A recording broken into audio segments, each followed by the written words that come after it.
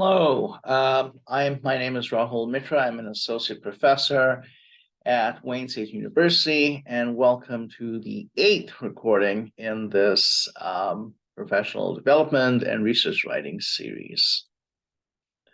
So, the topic of this webinar is how to write an effective introduction for your research paper. So you know what your paper wants to do, right? And you've started writing and analyzing your data and figuring out how you want to write the rest of your paper. But then you're stuck with a simple question. How do you write the great introductory section for your research paper? We often get stuck at the beginning because we're not quite sure how to begin. And this webinar is really supposed to help you give you some options about, to create a really great beginning. First of all, it's useful to figure out what the function of the introduction is really should be. So first of all, realize that the introduction is a section that is quite separate from the abstract of the research paper, right? It is the extended trailer of the movie that is your paper.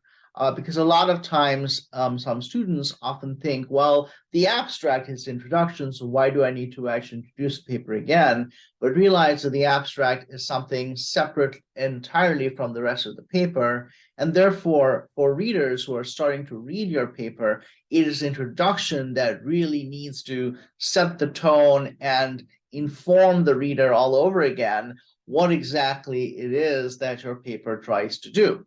So as I said, it's the extended trailer of the movie.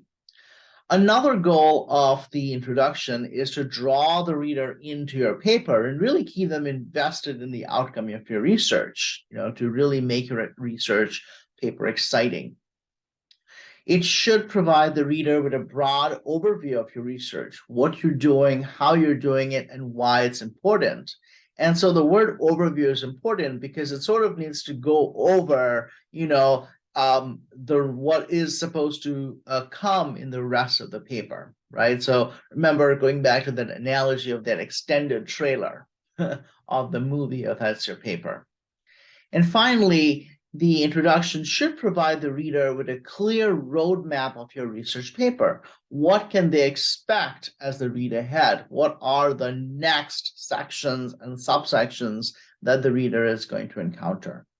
So keep in mind these functions of the introduction when you start writing your introductory section. So here are some elements of what I think are an effective introduction. And I provided them over here in a sequence that I generally use. However, as I'll show you a little bit later, I think you can really arrange them in an order that makes logical sense to you. So I generally like to start my papers with a rationale.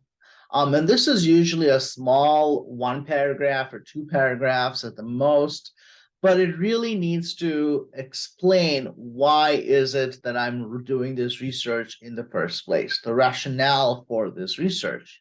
And I usually opt for a very simple problem solution kind of framing over here. So I first talk about what the underlying problem or the issue that needs to be resolved really is, and I make sure that I back it up by citing relevant literature. And then within the same paragraph or two, I propose a solution to address this problem. And I make sure to clarify how my study is going to be the solution that will resolve a problem. So in that two-stroke, basically what I'm doing is highlighting a problem and talking about why the reader should pay attention to my research, because that will solve this problem that I've just addressed. The next two sections of the introduction, again, they can be in separate paragraphs, probably no more than a paragraph for each. But I first like to talk about the theories. What theories am I drawing on for this paper in order to craft this wonderful solution that I just talked about? What theories are guiding me and guiding the solution? And it's also not enough to simply say, well, the theory is that I'm drawing. It's also important briefly, usually in a couple of sentences, to justify the use of this theory. Why does this make sense?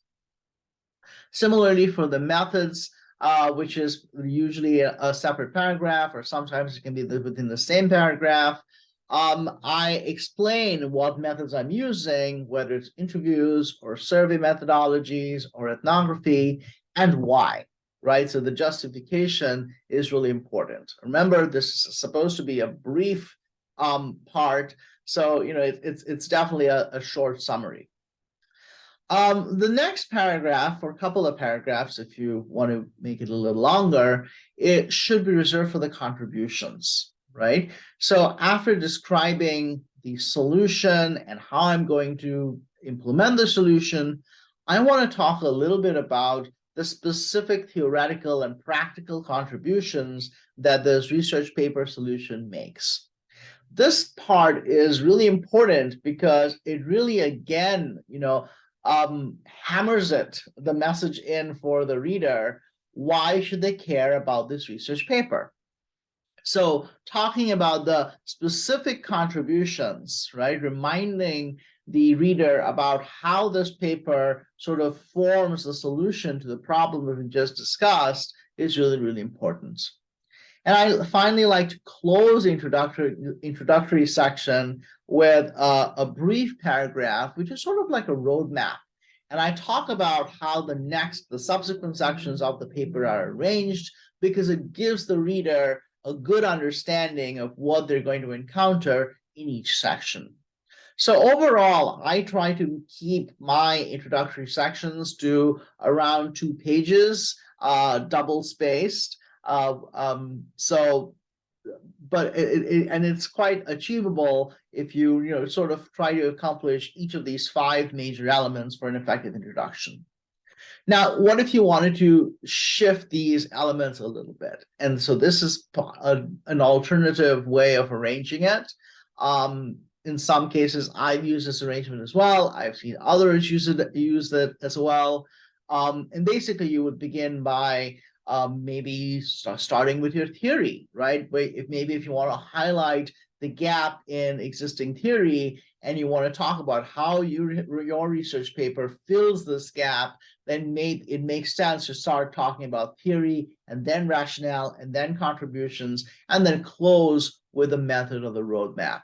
So I do encourage you to sort of maybe play around and think about how you might want to arrange these 5 elements. You don't have to, use the sequence that I tend to use a lot, but it should make logical sense. You don't want these elements to simply be arranged willy-nilly.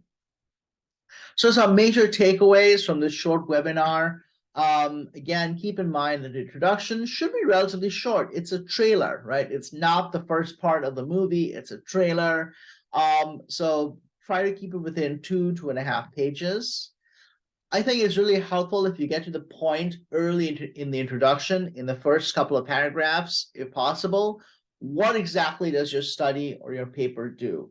Rather than keeping the reader guessing right towards the end of the introductory section, those kinds of long-winded arguments are not quite as effective, in my opinion.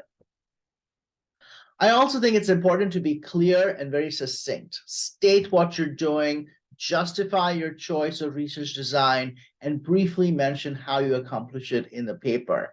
I think contrary to popular belief, a research paper is not the place for flowery language or showing off your skills of literature. This is the kind of format, the kind of writing where you really need to get to the point. You need to back up what you are claiming with evidence, with prior research, but you need to be clear and be succinct. You also need to grab the reader's attention. Why should they care about your research? This is really important in the introduction section because it really sets the tone for the rest of the research. So on that, I'll stop. Thank you so much for paying attention and best of luck with your paper.